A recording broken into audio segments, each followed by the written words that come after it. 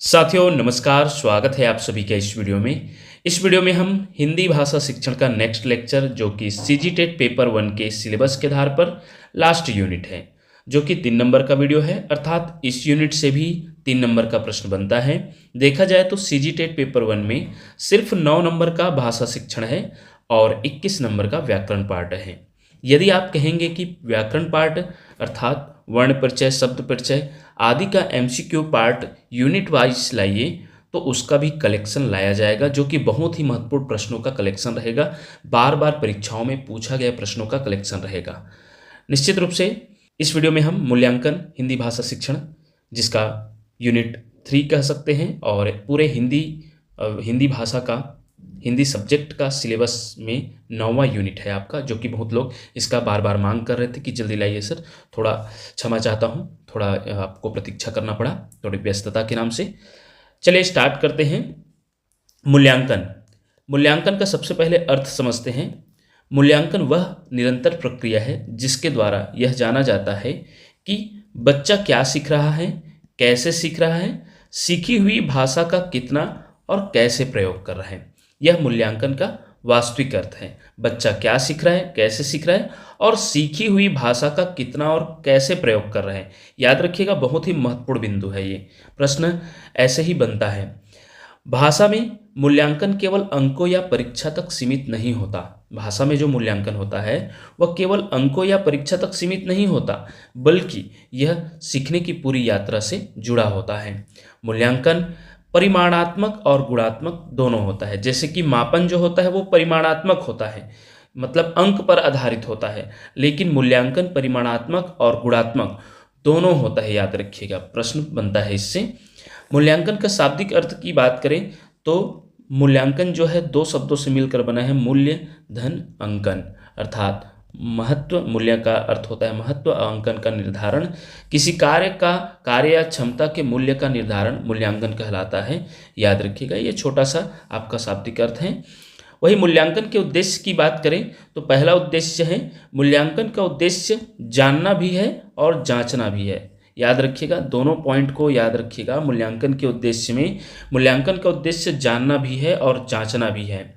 बालकों के विकास को निरंतर गति प्रदान करना, इस बात का पता लगाना कि शिक्षा उद्देश्यों की पूर्ति कहाँ तक हो रही है, यह भी मूल्यांकन का प्रमुख उद्देश्य है। छात्रों की क्षमताओं और सीमाओं का पता लगाना, शिक्षण विधियों की विशेषताओं और सीमाओं को जानना, पाठ्यक्रम और परीक्षा प्रणाली में सुधार संबंधी जानकारी प्राप्त करना, ये सभी मूल्यांकन के उद्देश्य हैं। आइए मूल्यांकन के प्रकार को जानते हैं। मूल्यांकन मुख्यतः 3 प्रकार से होते हैं। निर्माणात्मक या रचनात्मक मूल्यांकन, जिसे हम फॉर्मेटिव इवैल्यूएशन कहते हैं, योगात्मक मूल्यांकन, समेटिव इवैल्यूएशन, और निदानात्मक मूल्यांकन, डायग्नोस्टिक इवैल्यूएशन। जैसे कि आप इंग्लिश पेडागॉजी में भी देखेंगे तो आपको यही दिखाई देगा और इसी से प्रश्न बनता है। वही पहले रचनात्मक मूल्यांकन की बात करें, फॉर्मेटिव इवैल्यूएशन, तो इसका अर्थ है शिक्षण अधिगम प्रक्रिया के दौरान किए जाने वाला मूल्यांकन रचनात्मक मूल्यांकन की श्रेणी में आता है, निर्माणात्मक मूल्यांकन की श्रेणी में आता है। जैसे कि शिक्षण अधिगम प्रक्रिया चल रही है, स्कूल में बच्चों का हर गतिविधियों को ध्यान देना इस मूल्यांकन के अंतर्गत आता है। उद्देश्य होता है विद्यार्थियों की कमजोरियां पहचानना, सीखने में सुधार करना। शिक्षक को अपनी शिक्षण विधि सुधारने में सहायता प्रदान करता है रचनात्मक मूल्यांकन के जरिए। उदाहरण की बात करें, कक्षा प्रश्न, इकाई परीक्षण, गृह कार्य, मौखिक गतिविधियां, अभ्यास, ये सभी जो है रचनात्मक मूल्यांकन की श्रेणी में आता है। याद रखिएगा, स्वरूप है औपचारिक और अनौपचारिक। याद रखिएगा, जो रचनात्मक मूल्यांकन होता है वो औपचारिक भी हो सकता है और अनौपचारिक भी हो सकता है। अर्थात हम कक्षा में जो है इकाई टेस्ट, कक्षा में प्रश्न करके, गृह कार्य, मौखिक गतिविधियों के माध्यम से भी कर सकते हैं, और बच्चों को ना पता चले इस तरीके से भी बच्चों का आकलन या मूल्यांकन किया जा सकता है। तो स्वरूप इसका है रचनात्मक मूल्यांकन का, अनौपचारिक और औपचारिक दोनों। नेक्स्ट है संकलनात्मक मूल्यांकन, जिसे समेटिव इवैल्यूएशन कहते हैं। अर्थ है शिक्षण सत्र या पाठ्यक्रम के अंत में किया जाने वाला मूल्यांकन, या इसे अंतिम मूल्यांकन भी कहा जाता है। उद्देश्य है विद्यार्थियों की अंतिम उपलब्धि जानना, अंक, ग्रेड या श्रेणी देना। जो हम परीक्षा फल तैयार करते हैं वार्षिक, अर्धवार्षिक परीक्षा होने के बाद, या बोर्ड परीक्षा लोक परीक्षा, ये सब होने के बाद जो अंक, श्रेणी, ग्रेड, ये सब सिस्टम से उनका रिजल्ट तैयार किया जाता है, वह संकलनात्मक मूल्यांकन समेटिव इवैल्यूएशन के अंतर्गत आएगा। और इसका जो होता है स्वरूप सिर्फ औपचारिक होता है, यह याद रखिएगा, क्योंकि यह अंक पर आधारित मूल्यांकन है, यह औपचारिक है, इसका परीक्षा लिया जाता है, याद रखिएगा। निदानात्मक मूल्यांकन की बात करें, तीसरा डायग्नोस्टिक इवैल्यूएशन, तो अर्थ है विद्यार्थियों की विशिष्ट कठिनाइयों, समस्याओं की पहचान हेतु किया जाने वाला मूल्यांकन जो है निदानात्मक मूल्यांकन के अंतर्गत आता है कि बच्चों को किस चीज़ में समस्या है उसका जानकारी प्राप्त करने के लिए यह मूल्यांकन किया जाता है कि उन्हें किस चीज़ों में या कौन से विषय में या कौन से टॉपिक में उन्हें समस्या हो रही है। भाषा संबंधी त्रुटियों का कारण जानना, सुधारात्मक या उपचारात्मक शिक्षण की योजना बनाना, यह जो है निदानात्मक मूल्यांकन का उद्देश्य है। याद रखिएगा, सबसे पहले तो निदानात्मक मूल्यांकन में पहचान किया जाता है बच्चों के कठिनाइयों का, कहाँ पर उनको सीखने में परेशानी आ रही है। उसके बाद जो है उनमें जो है सुधारात्मक या उपचारात्मक शिक्षण कराया जाता है या योजना बनाया जाता है कि हम उन बच्चों पर जो उनके किस फील्ड में या कहाँ पर उनका रुकावट आ रहा है, सीखने में कमजोरी आ रही है, उसे जानकर फिर उसी का शिक्षण दिया जाना उपचारात्मक शिक्षण के अंतर्गत आता है, याद रखिएगा। और उदाहरण की बात करें तो पढ़ने में त्रुटि जांच, लेखन की गलतियों का विश्लेषण, यह सभी निदानात्मक मूल्यांकन के उदाहरण हैं। आइए अब हम बात करते हैं मूल्यांकन के पक्ष।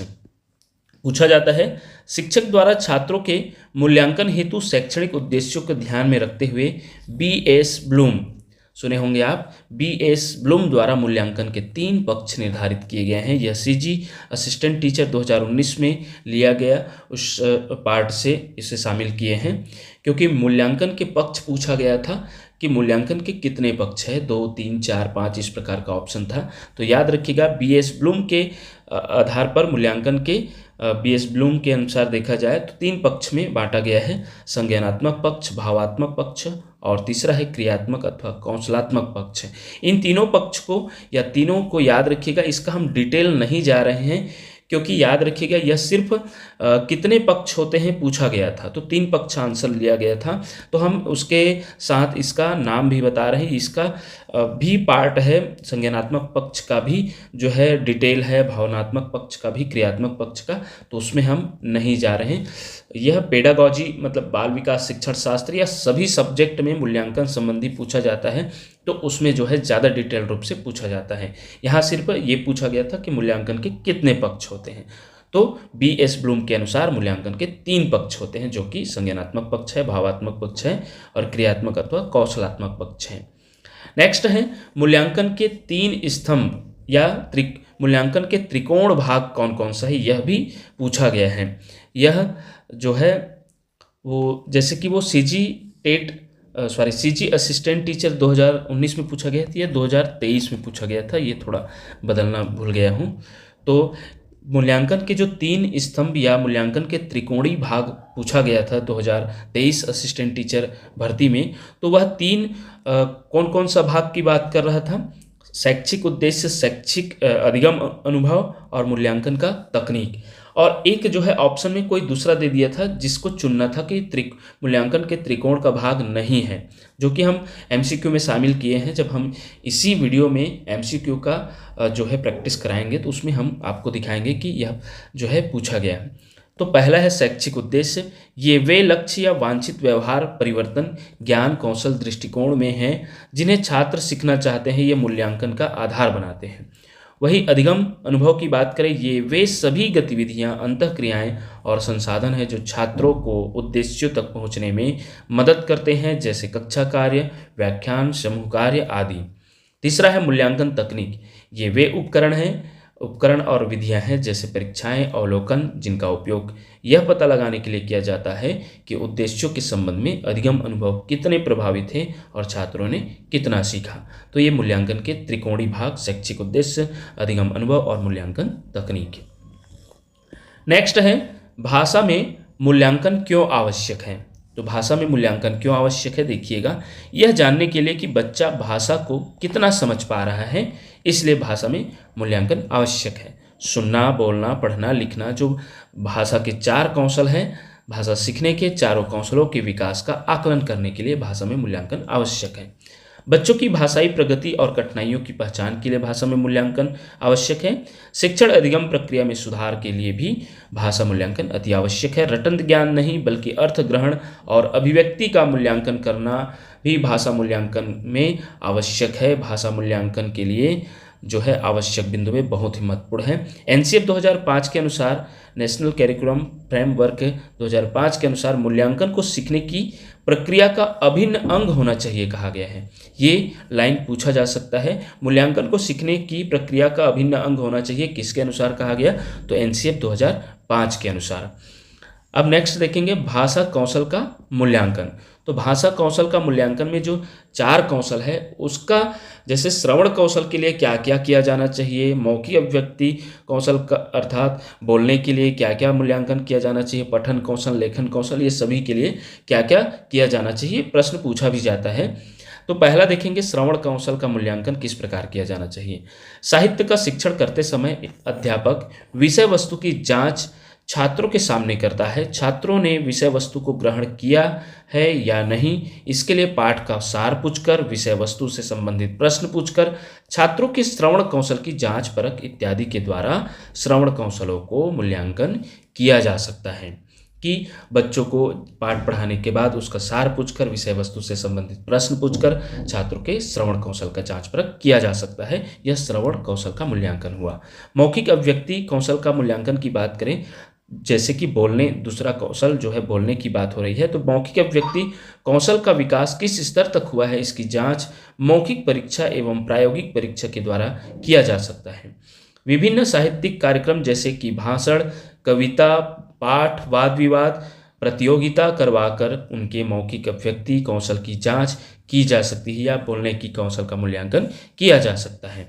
ये रहा दूसरा कौशल का मूल्यांकन। तीसरा कौशल की बात करें, पठन कौशल का मूल्यांकन। तो पठन कौशल के मूल्यांकन के अंतर्गत विद्यार्थी को पढ़कर समझने अर्थात अर्थ ग्रहण करने की क्षमता का मूल्यांकन किया जाता है।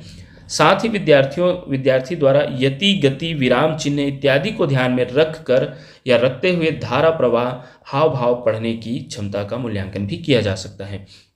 जैसे कि पठन कौशल में, जैसे बच्चा जब पढ़ रहा है तो वो जब यति गति बोला जा रहा है या विराम चिन्ह में कहाँ पर थोड़ा रुकना है, कहाँ पर ज़्यादा रुकना है या कहाँ पर धारा प्रवाह पढ़ना है, ये सब चीज़ का जो है मूल्यांकन भी इसी के पठन कौशल के द्वारा किया जा सकता है। क्षमता का मूल्यांकन भी किया जा सकता है। इस कौशल का मूल्यांकन कविता, कहानी का पाठ करवाकर, गद्यांश पर आधारित प्रश्नों का हल करवाकर इत्यादि के द्वारा किया जा सकता है। वही चौथा, लेखन कौशल का मूल्यांकन की बात करें तो लेखन कौशल के मूल्यांकन में अध्यापक विद्यार्थियों को लेखन क्षमताओं का आकलन कराना है। अध्यापक यह आकलन करता है कि विद्यार्थी लिखकर अपने विचारों को अभिव्यक्त करने में सक्षम हुए हैं अथवा नहीं। साथ ही वह उनके लेखन में वर्तनी, विराम चिन्ह इत्यादि से संबंधित दोष का भी मूल्यांकन करता है। निबंध लेख, अनुच्छेद लेख, सुलेख इत्यादि के द्वारा लेखन कुशलता का मूल्यांकन किया जा सकता है। जैसे कि हम श्रुति लेख कराते हैं, अनुच्छेद लिखवाते हैं, ये सभी के माध्यम से लेखन कौशल का मूल्यांकन किया जा सकता है। नेक्स्ट है बच्चों में भाषा क्षमता के आकलन के संभावित तरीके।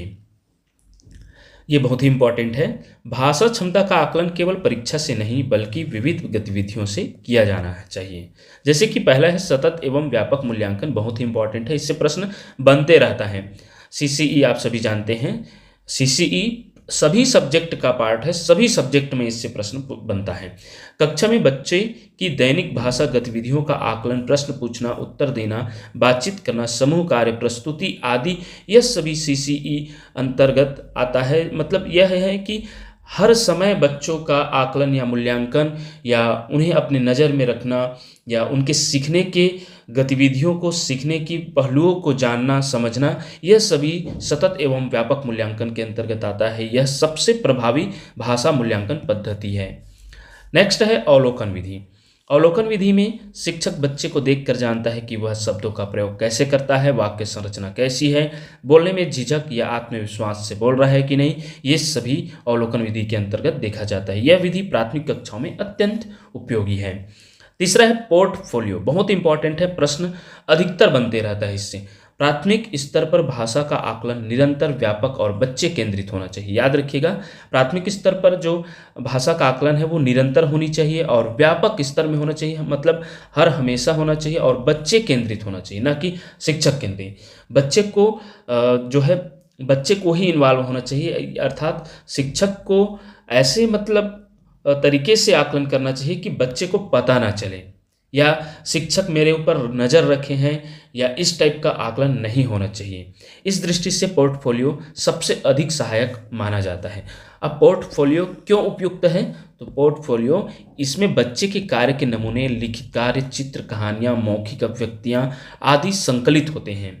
इससे बच्चे की भाषाई प्रगति का क्रमिक आकलन किया जा सकता है। यह निरंतर एवं समग्र मूल्यांकन, सतत एवं व्यापक मूल्यांकन के सिद्धांत पर आधारित होते हैं। इसमें बच्चे की सुनने, बोलने, पढ़ने और लिखने चारों भाषाई कौशल का आकलन संभव है। यह दबाव मुक्त और स्वाभाविक आकलन का माध्यम है। याद रखिएगा, यह दबाव मुक्त और स्वाभाविक आकलन का एक माध्यम है पोर्टफोलियो। और पोर्टफोलियो होता क्या है? तो पोर्टफोलियो बच्चे के कार्यों का एक व्यवस्थित संकलन होता है, जिससे उसकी सीखने की प्रक्रिया, प्रगति और उपलब्धियों का आकलन किया जाता है, जिसमें उनके लिखित कार्य, चित्र, कहानियाँ, मौखिक अभिव्यक्तियाँ आदि संकलित होते हैं। और सरल शब्दों में कहें तो पोर्टफोलियो बच्चे के सीखने की यात्रा का रिकॉर्ड रखा जाता है। ये जो है प्रत्येक बच्चों का अलग अलग होता है। नेक्स्ट हम बात करेंगे आकलन के जो है 4 मूलभूत तरीके। ये प्रश्न पूछा गया सीजी टेट 2016 में पेपर 1 में कि आकलन के कितने मूलभूत तरीके हैं? तो 4। पहला है व्यक्तिगत आकलन, जो कि एक छात्र का जब वह कार्य करता है तो व्यक्तिगत आकलन। सामूहिक आकलन, जब समूह में सहयोग का मूल्यांकन होता है तो सामूहिक आकलन कहलाता है। व्यक्तिगत आकलन जब एक ही बच्चे का करेंगे, और सामूहिक आकलन सभी बच्चों का समूह में जब मूल्यांकन किया जाता है तो वह सामूहिक आकलन। स्व आकलन छात्र द्वारा स्वयं का मूल्यांकन है। और सहपाठियों, चौथा है सहपाठियों, ये स जो है इधर हो गया है तो सहपाठियों द्वारा आकलन है। ये एक छात्र द्वारा दूसरे का मूल्यांकन, अर्थात इसको कह सकते हैं कि अपने ही मित्र द्वारा आकलन करना जो है सहपाठी आकलन कहलाएगा, जो छात्रों के सर्वांगीण विकास और सीखने की प्रक्रिया को समझने के लिए बहुत ही महत्वपूर्ण है। तो ये 4 आकलन पूछा गया था सीजी टेट 2016 में। अब देखेंगे भाषा सीखने, पढ़ने व लिखने की प्रक्रिया में गलतियों की भूमिका। बहुत इंपॉर्टेंट है साथियों, इससे प्रश्न बनते रहता है प्रति सब्जेक्ट में, पर हर सब्जेक्ट में प्रायः देखने को मिला है कि बच्चे जो है गलतियाँ करने से सीखते हैं। तो शिक्षक को गलतियों करने पर उन्हें डांटना नहीं चाहिए, गलतियों करने का कारण जानना चाहिए। ये सब इसमें जो है, और भाषा सीखना, तो भाषा शिक्षण के लिए तो गलतियाँ बहुत इंपॉर्टेंट है, ये बताया जाएगा इसमें। तो पहला पारंपरिक दृष्टिकोण, जो पुराना दृष्टिकोण क्या था, बच्चों की गलती करने पर असफलता मानी जाती थी, या गलती पर दंड या त्वरित सुधार किया जाता। दंड देकर उनको जो है डांट कर जो है उनके त्वरित सुधार करने के बारे में सोचा जाता था। पुराना ये दृष्टिकोण है। जबकि आधुनिक दृष्टिकोण है, भाषाई दृष्टिकोण है, गलती कर रहे हैं फिर भी सीखने का प्रमाण है। कैसे? गलतियां क्यों आवश्यक है? तो गलतियों से सीखने की प्रक्रिया स्पष्ट होती है। अगर कोई बच्चा गलती कर रहा है तो वह भाषा सीख रहा है। यह सीजी टेट 2012 में पूछा गया है। बच्चा भाषा के नियम स्वयं निर्मित करता है। बच्चों में भाषा बोलने संबंधी जो त्रुटियां हो रही है वो धीरे धीरे सीखने की प्रक्रिया में शामिल है, ऐसा कहने का मतलब है। गलती प्रयोगशीलता का संकेत है। बच्चा भाषा का प्रयोग कर रहा है, प्रयोग के बिना सीखना संभव नहीं है। याद रखिएगा, बच्चा जब गलती नहीं करेगा तो वो सीखेगा भी नहीं, इसका कहने का मतलब। नेक्स्ट है, गलती से शिक्षक को संकेत मिलता है कि बच्चा किस स्तर पर है, उसकी सोच कैसी है। अब देखेंगे इसमें शिक्षक की भूमिका। शिक्षक की भूमिका क्या होनी चाहिए? तो गलती पर डांटना नहीं है, सही भाषा का प्राकृतिक उदाहरण देना है, बच्चे को आत्मविश्वास देना है, बच्चे का आत्मविश्वास बढ़ाने के लिए काम करना है। इसलिए एनसीएफ 2005 के अनुसार कहा गया कि भाषा सीखने में गलतियां स्वाभाविक है और सीखने की प्रक्रिया का आवश्यक भाग है। यह एनसीएफ 2005 में पूछा गया है, बहुत इंपॉर्टेंट है। ये रही भाषा शिक्षण का थ्योरी क्लास। अब हम देखेंगे महत्वपूर्ण वस्तुनिष्ठ प्रश्न। इस पार्ट में हम महत्वपूर्ण वस्तुनिष्ठ प्रश्न देखेंगे जो 2012 से लेकर 2024 तक पूछे गए प्रश्नों का संग्रह रहेगा इस टॉपिक से। तो चलिए, हमारा पहला प्रश्न है, भाषाई ज्ञान का मूल्यांकन होता है। तो याद रखिएगा, भाषाई ज्ञान का मूल्यांकन दोनों तरीके से होता है, लिखित एवं मौखिक दोनों परीक्षा के माध्यम से होता है। इसका राइट आंसर होगा ऑप्शन सी। नेक्स्ट है, बच्चे की भाषाई क्षमता के आकलन का सही तरीका नहीं है पूछा गया है। तो सही तरीका नहीं है, तो इसका राइट आंसर होगा पेपर पेंसिल आकलन, क्योंकि बच्चे का व्यक्तिगत आकलन, सामूहिक आकलन, स्व आकलन ये सभी शामिल है और सही तरीका नहीं है, तो पेपर पेंसिल आकलन ऑप्शन डी इसका राइट आंसर होगा। नेक्स्ट प्रश्न है, निम्नांकित में कौन सा कथन सही है? अगर कोई बच्चा गलती कर रहा है तो वह भाषा सीख रहा है, भाषा को भ्रष्ट कर रहा है, भाषा सीख ही नहीं रहा है, तुरंत रोकने के लायक है। तो इसका राइट आंसर अभी हम ऊपर देखे हैं कि बच्चा गलती भी कर रहा है तो भी भाषा सीख रहा है। इसका राइट आंसर ऑप्शन ए है।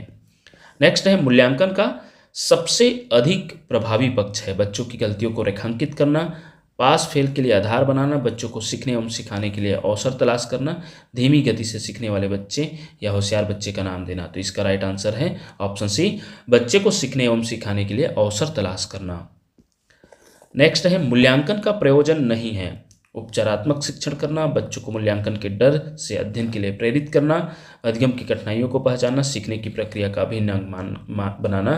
तो इसका राइट आंसर होगा ऑप्शन बी, क्योंकि बच्चों को मूल्यांकन के डर से अध्ययन के लिए प्रेरित करना यह मूल्यांकन का प्रयोजन बिल्कुल नहीं हो सकता। इसका राइट आंसर ऑप्शन बी होगा। नेक्स्ट प्रश्न है, आकलन करने के 4 मूलभूत तरीकों में क्या सम्मिलित नहीं है? तो देख सकते हैं, अभी हम ऊपर देखे भी हैं कि आकलन करने के 4 मूलभूत तरीकों में जो है परिप्रेक्ष्य आकलन आप नहीं देखे होंगे। इसे देखे होंगे आप व्यक्तिगत आकलन, सामूहिक आकलन, स्व आकलन या सहपाठियों द्वारा आकलन, वो सभी 4 मूलभूत तरीकों में शामिल है, जबकि जो ऑप्शन ए दिखाई दे रहा है परिप्रेक्ष्य आकलन, ये नहीं है। तो इसका राइट आंसर होगा ऑप्शन ए। नेक्स्ट है, आकलन प्रक्रिया में अवलोकन तभी सार्थक है जब शिक्षक बच्चों का औपचारिक, अनियमित, पूर्वाग्रह से दूर व रिकॉर्डेड अवलोकन करता हो। शिक्षक का अनौपचारिक, नियमित, पूर्वाग्रह से दूर व रिकॉर्डेड अवलोकन करता हो। शिक्षक बच्चों का अनौपचारिक, नियमित, पूर्वाग्रसित व रिकॉर्ड न रखते हुए अवलोकन करता हो। और डी है, शिक्षक बच्चों का औपचारिक, अनियमित, पूर्वाग्रसित व रिकॉर्ड न रखते हुए अवलोकन करता हो। तो निश्चित रूप से इसका आंसर होगा ऑप्शन बी, शिक्षक जो है बच्चों का अनौपचारिक, नियमित, पूर्वाग्रह से दूर व रिकॉर्डेड अवलोकन करता हो, यही इसका राइट आंसर होगा। याद रखिएगा, क्योंकि नियमित आकलन भी जरूरी है, नियमित अवलोकन जरूरी है, इसलिए ऑप्शन बी इसका राइट आंसर होगा। नेक्स्ट है, बच्चों के मूल्यांकन के लिए जो गतिविधियां चुनी जाए वे हो कक्षा में की जाने वाली गतिविधियों से अलग हो, लेकिन स्तर व किस्म कक्षानुसार हो। कक्षा में की जाने वाली गतिविधियां ही हो पर उसका स्तर व किस्म कक्षानुसार न हो। कक्षा में की जाने वाली गतिविधियों से अलग हो तथा उसका स्तर व किस्म कक्षानुसार न हो। नेक्स्ट है, कक्षा में की जाने वाली गतिविधियां ही हो, साथ ही वे कक्षानुसार, स्तर व किस्म के भी हो। तो यही इसका राइट आंसर होगा। कक्षा में की जाने वाली गतिविधियां भी होनी चाहिए और वो कक्षानुसार, स्तर के अनुसार होनी चाहिए, किस्म के भी और उसी किस्म के भी होनी चाहिए। राइट आंसर ऑप्शन डी होगा। नेक्स्ट है, भाषा के संदर्भ में आकलन का उद्देश्य हो, तो इसका उत्तर क्या होना चाहिए? यही होना चाहिए ऑप्शन ए, बच्चों में भाषा की समझ, विभिन्न संदर्भों में उपयोग की समझ, उसकी सौंदर्यात्मक पहलू का ज्ञान व प्रदर्शन क्षमता की जांच हो। ऑप्शन ए इसका राइट आंसर होगा। बाकी ऑप्शन में उतना इफेक्टिव वर्ड्स नहीं मिला है। नेक्स्ट है, मूल्यांकन का सही अर्थ हो सकता है बच्चों की व्यक्तिगत और विशेष जरूरतों को पहचानना, बच्चों के मन में भय पैदा करना ताकि ठीक से पढ़ें, बच्चों की कमियों को जानना, समाज के समक्ष शिक्षा के स्तर को प्रदर्शित करना। तो इसका राइट आंसर होगा ऑप्शन ए, बच्चों की व्यक्तिगत और विशेष जरूरतों को पहचानना, यही मूल्यांकन का सही अर्थ हो सकता है। नेक्स्ट है, इनमें से कौन सी भाषा आकलन में सबसे कम प्रभावी तरीका है? कहानी कहना, कहानी लिखना, घटना वर्णन, श्रुतिलेख। तो इसका कम प्रभावी तरीका है तो श्रुतिलेख। ऑप्शन डी इसका राइट आंसर होगा। नेक्स्ट है, निम्नलिखित में से कौन सा मूल्यांकन के त्रिकोण का भाग नहीं है? मूल्यांकन है, शैक्षिक उद्देश्य भी देखे हैं और अधिगम अनुभव भी। तो ऊपर हम ये तीनों जो है हम उसके त्रिकोण भाग में देखे हैं और जो नहीं है तो ऑप्शन सी। यह सीजी असिस्टेंट टीचर 2023 के लिए पूछा गया है कि कौन सा मूल्यांकन के त्रिकोण का भाग नहीं है। तो उसमें मूल्यांकन तकनीक है, शैक्षिक उद्देश्य है, अधिगम अनुभव भी है, और ऑप्शन सी इसका नहीं है, शिक्षण अनुभव। याद रखिएगा, इंपॉर्टेंट प्रश्न हो सकता है। नेक्स्ट है, मूल्यांकन में कितने पक्ष होते हैं? 2, 4, 1, 3। तो मूल्यांकन के कितने पक्ष हैं? 3 पक्ष है, संज्ञानात्मक पक्ष, भावात्मक पक्ष और क्रियात्मक पक्ष। ये किसके अनुसार? बीएस ब्लूम के अनुसार। ऑप्शन डी इसका राइट आंसर होगा। नेक्स्ट है, मूल्यांकन में क्या किया जाता है? बच्चों को लिखना सिखाया जाता है, बच्चों को पर्यावरण की शिक्षा दी जाती है, बच्चों की सफलता का सही अनुमान लगाने का प्रयत्न किया जाता है, उपरोक्त में से कोई नहीं।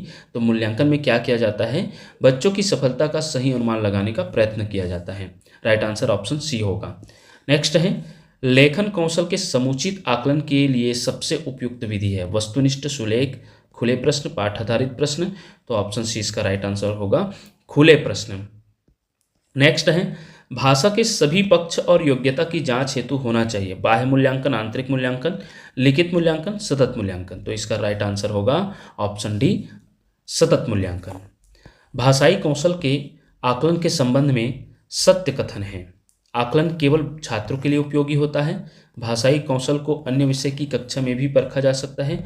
भाषा का आकलन केवल पाठ्यपुस्तक संबंधित होनी चाहिए। भाषाई आकलन में मातृभाषा को स्थान नहीं देना चाहिए। तो सत्य कथन पूछा गया है, तो ऑप्शन बी होगा, भाषाई कौशल को अन्य विषय की कक्षा में भी परखा जा सकता है। ऑप्शन बी इसका राइट आंसर होगा। नेक्स्ट है, प्राथमिक स्तर पर बच्चों की मौखिक अभिव्यक्ति का आकलन करने के संदर्भ में आप किसे सर्वाधिक महत्व देंगे? हिंदी पत्रिका पढ़ना, समाचार पत्र पढ़ना, कहानी को दोहराना, नाटक का मंचन। तो मौखिक अभिव्यक्ति का आकलन क्या सबसे अच्छा यहाँ उदाहरण है? नाटक का मंचन। ऑप्शन डी इसका राइट आंसर होगा। नेक्स्ट है, भाषा शिक्षण में सतत और व्यापक मूल्यांकन करते समय किसे सर्वोपरि माना जाना चाहिए?